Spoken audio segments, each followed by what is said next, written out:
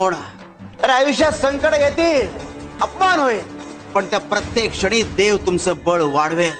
अरे शरीर, मन, आत्मा ही सगळी परमेश्वराची देणगी आहे आणि आत्मघात म्हणजे परमेश्वराच्या कृपेचा अवमान।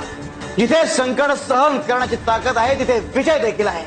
अरे तुम्हाला वाटेल की तुम्ही हरलात, पण त्या क्षणी देव तुमच्यासाठी एक नवीन दिशा ठरवतो।